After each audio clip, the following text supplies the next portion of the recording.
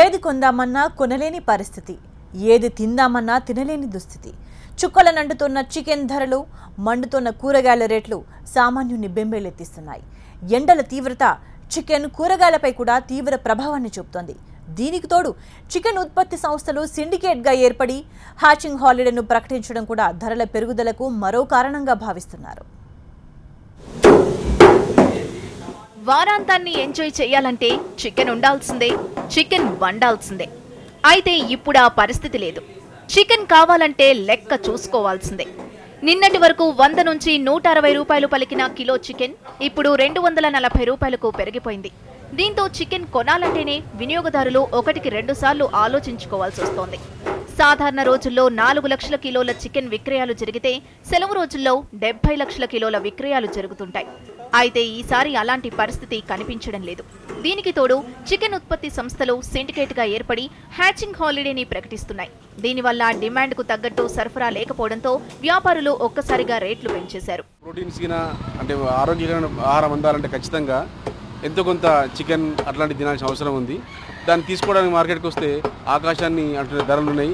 గతంలో పోలిస్తే సుమారుగా ఒక 15-20 రోజుల కింద చూస్తే ధరలు చాలా తక్కువగా ఉండే. ఈ మధ్యకాలంలో ధరలు పెంచడం వల్ల సామాన్యునికి అందుబాటులో లేకపోవడం వల్ల ఈ వీకెండ్ అంటే వారాంతరం వచ్చినప్పుడు కనీసం ఒక రోజన్నా ఏదైనా నాన్ వెజ్ తిందామంటే తినలేని నిస్సహాయస్థితిలో మానవుడు అంటే సామాన్యుడు ఉన్నాడు. చికెన్ ధర మాత్రం టూ మచ్గా పెరిగిందండి. ఇంత ఘోరంగా 200-220కి పెరిగిన రేట్లు తినే పరిస్థితి లేదు.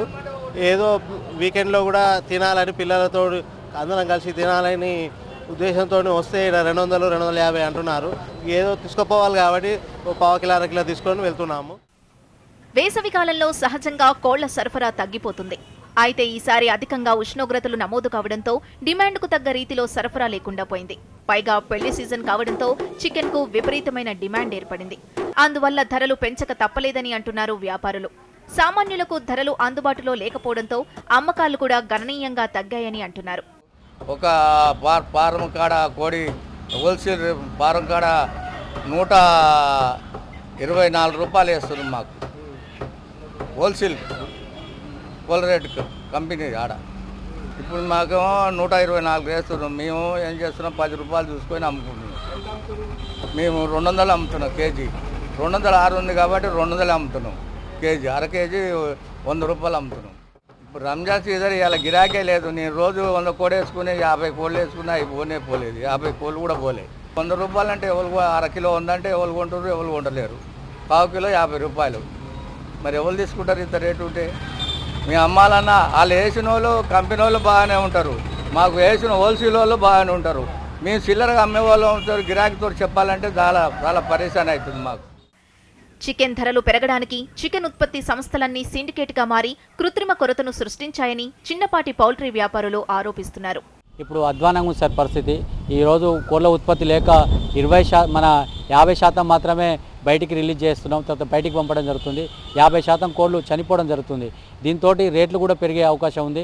ఇంకా 20 రోజులు పోతే కానీ కోళ్ళ ఉత్పత్తి పెరిగి తర్వాత మాకేమన్నా రేట్లు వచ్చి తర్వాత మేము ఎక్కువ లాభాలు వచ్చేటువంటి అవకాశం ఉంటుంది.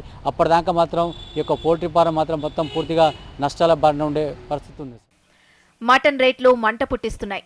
కూరగాయ ధరలకేమో రెక్కలొచ్చాయి. చికెన్ ధరలు కూడా చుక్కల్లో చేరడంతో సామాన్యులు అల్లాడిపోతున్నారు. ఏది కొనలేక తినలేక జిహ్వ చాపల్యాన్ని చంపుకుంటున్నారు. ధరలు ఎప్పుడు తగ్గుతాయా అని ఆశగా ఎదురు చూస్తున్నారు.